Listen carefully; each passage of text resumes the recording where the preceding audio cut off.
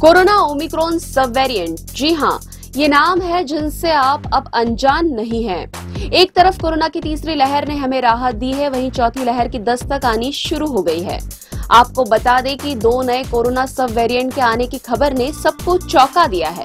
WHO ने इन पर बराबर नजर रखी हुई है। हाल ही में दुनिया के कई देशों में कोरोना केसेस बढ़ने के साथ ही 2 नए सब वेरिएंट BA.4 और BA.5 मिलने से सबकी चिंता बढ़ गई है।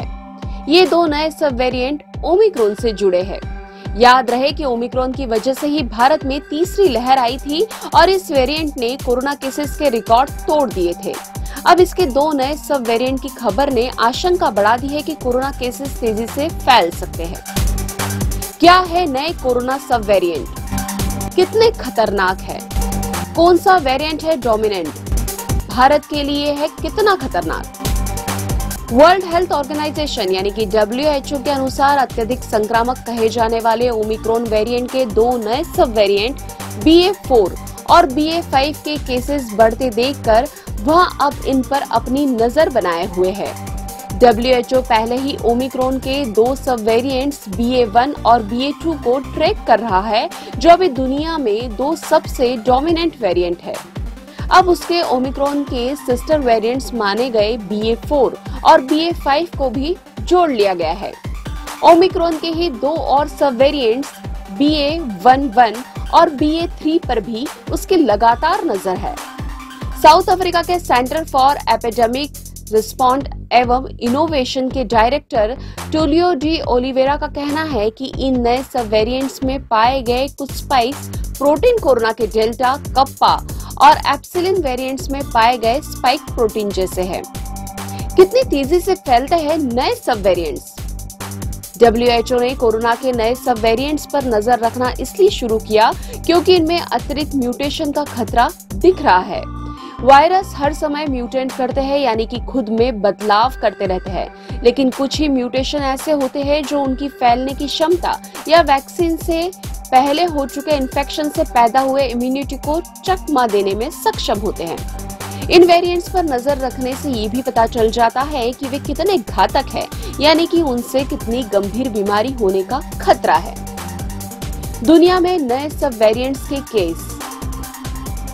WHO ने जब वायरस पर नजर रखी तब ज्ञात हुआ कि global initiative on sharing all influenza database में BA.4 और BA.5 के लगभग 20 से अधिक केस दर्ज हुए हैं।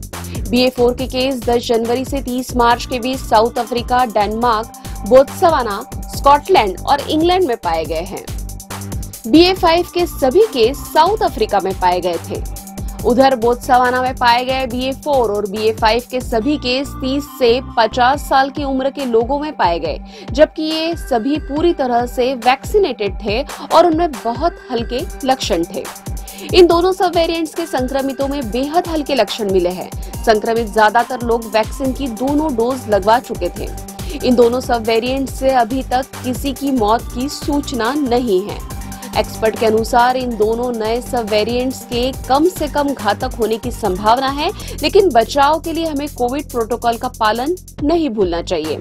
हालांकि अब ये कहना जल्दबाजी होगी कि इन दोनों नए सब वेरिएंट से म्यूटेशन का कोरोना महामारी पर क्या असर होगा।